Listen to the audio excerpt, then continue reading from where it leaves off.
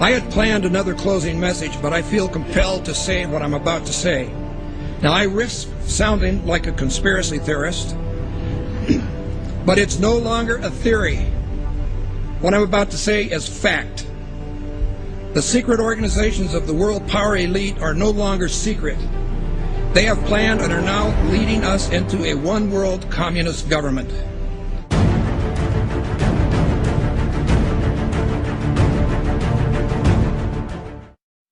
Executive order signed by President Obama has sparked controversy on both sides of the political aisle. The National Defense Resources Preparedness Executive Order was signed quietly Friday night. It gives the president the power to control U.S. resources. The Rules Committee is going to meet in the House. They are going to come up with a rule that makes it okay for them to do a same-day bill.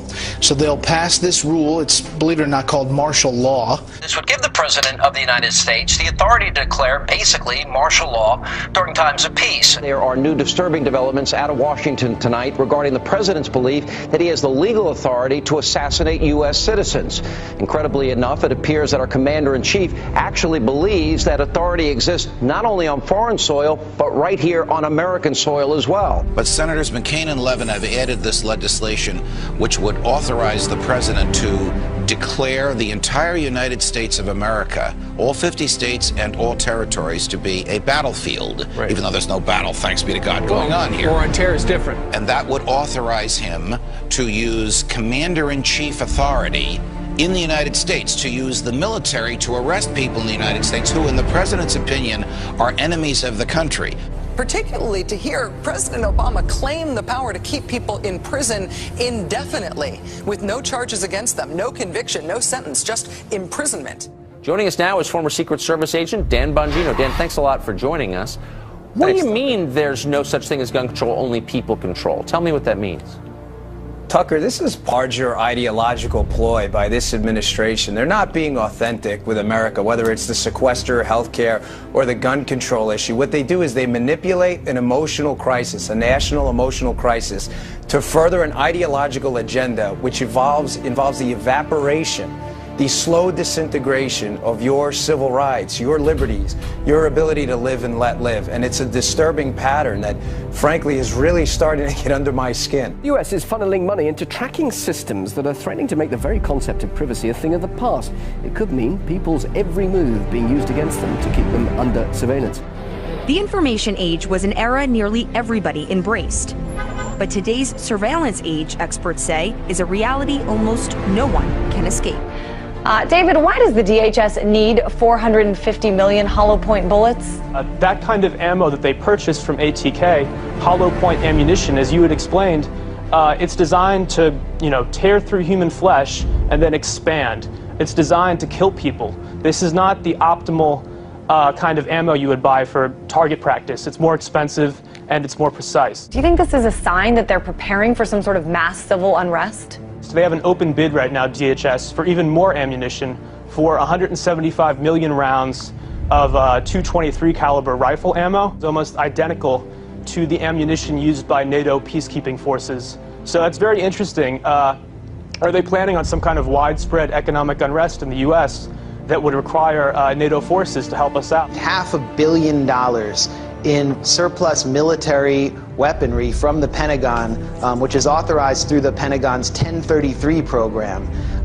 During the late 70s, Congress passed legislation called Posse Comitatus, barring the military from operating on American soil. And in the early 80s, there was an effort to circumvent that in Congress by arming police with military-grade weaponry. And now we're seeing that play out in the streets. People in the inner city in the U.S. have been experiencing this. So civilians in the U.S. are now up against basically military-style policing.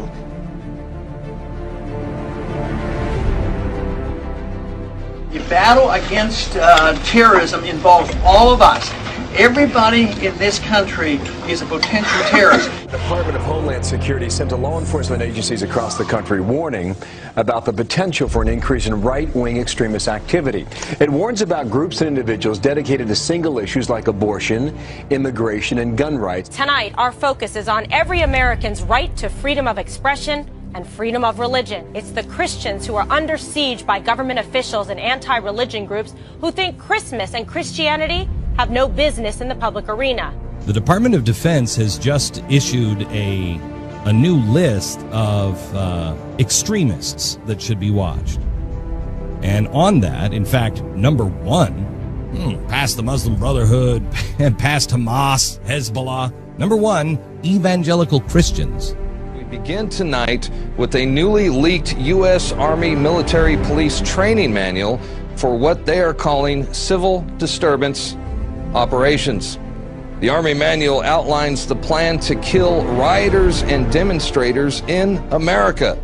That's right, they have plans to confiscate our firearms and kill American citizens on U.S. soil. This during a mass civil unrest, I guess, shooting innocent civilians perhaps. And it goes on to describe how prisoners will be processed through internment camps. Wow. So there you have it. Our own military being trained for armed conflict with U.S. citizens. They're being trained to confiscate our guns in preparations to process us into camps during civil unrest. A pretty scary scene along the Chicago River turns out to be a military training exercise. There was nothing routine that folks reported about seeing the jarring as they witnessed the jarring scene of at least 3 Black Hawk helicopters flying at times in close order formation. Just in, a military drill in downtown Miami, complete with these Black Hawk helicopters, elite soldiers, and police officers swarming the street. Take a look, swing back over here. This may be involved in this training or not. Again, let me tell you what all of this is that we know of. It's a joint military training exercise involving local police, also military. Sight of Army helicopters and the sound of gunfire created a lot of concern this afternoon in one Houston neighborhood. There were armed men in fatigues, plenty of weapons, and what many thought were real live rounds.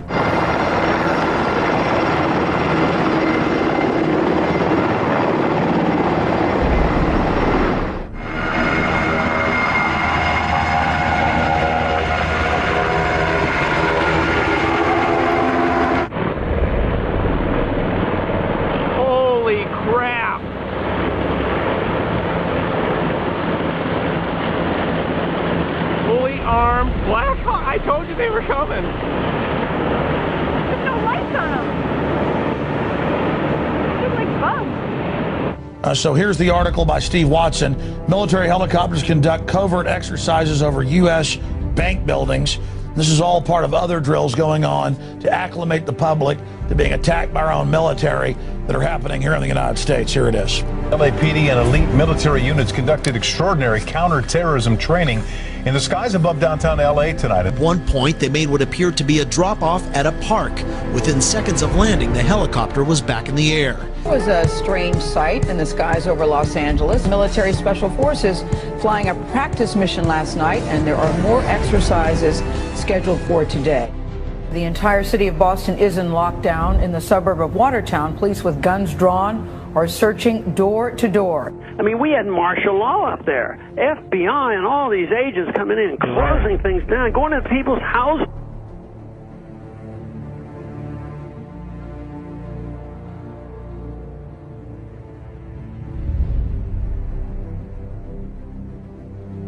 Mr. President, I do want to get right to the news of this week. Sure. The terrorism in Boston. Yeah.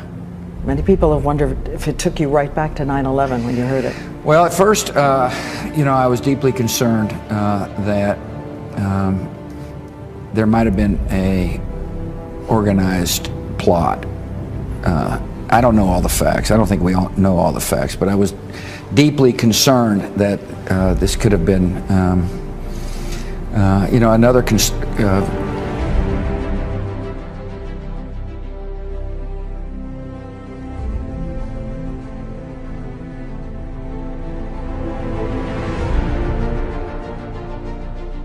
While they're doing this, they're amassing this wealth in order to redirect it toward martial law endeavor, and not just in America, but globally. They want to lock down every country. and force us into global governance, eventually force us into a global reserve currency that is like the Bancorp that the IMF has been pushing.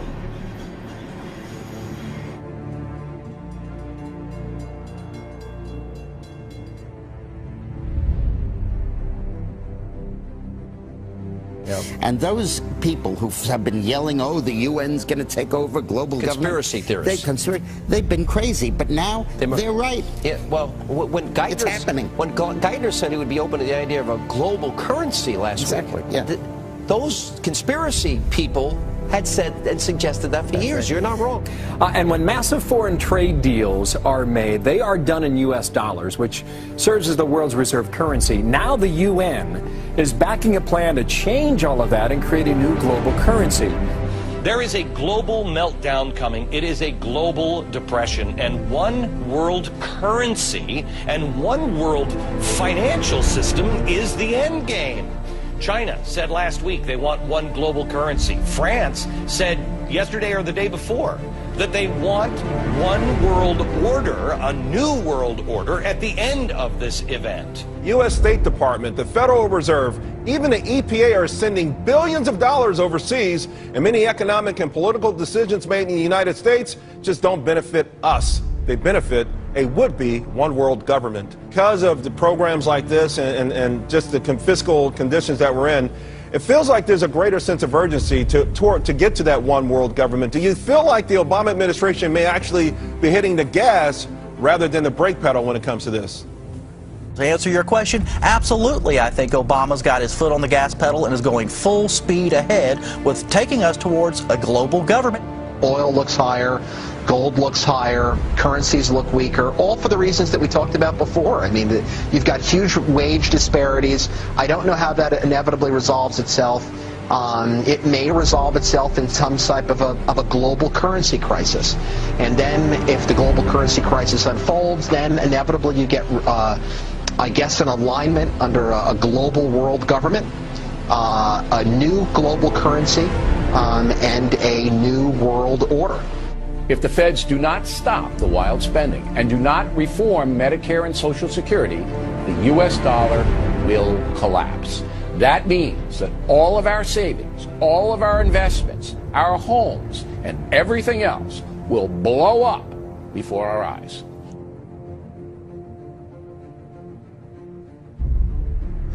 This morning on Today's Health, a computer chip that could be implanted under your skin so doctors can quickly access your medical records. Explain to me briefly what the VeriChip is and what it is supposed to do. VeriChip is a tiny miniaturized RFID, or radio frequency identification microchip. It's 11 millimeters by 1 millimeter. It's about the size of a grain of rice. Well, we've got one sitting there by a penny to give us a little perspective of the size. Very Correct. Tiny. You implant it under the skin how? It gets injected, just like getting a shot of penicillin or any medicine that you would get in a doctor's office.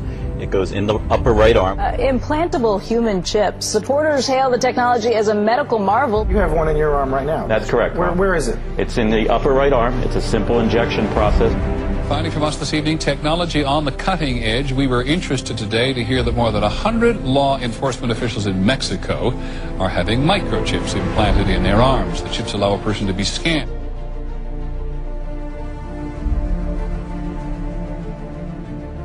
The ultimate goal that these people have in mind is the goal to create a one-world government run by the banking industry, run by the bankers. The whole agenda is to create a one-world government where everybody has an RFID chip implanted in them.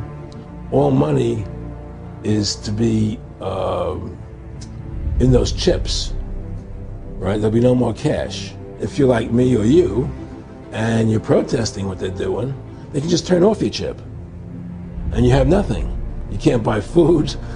You can't do anything. It's total control of the people. And that chip's connected to a database that has your purchasing records, what you do, what everything, you sell. everything is in there, you know? And so they want a one world government controlled by them, everybody being chipped, all your money in those chips, and they control the chips, and they control people, and you become a slave, you become a serf to these people. That's their goal. Look, the CIA has done in this country, what they've done to us is unbelievable. Look at the terrorist acts that have occurred. The CIA behind most, if not all of them.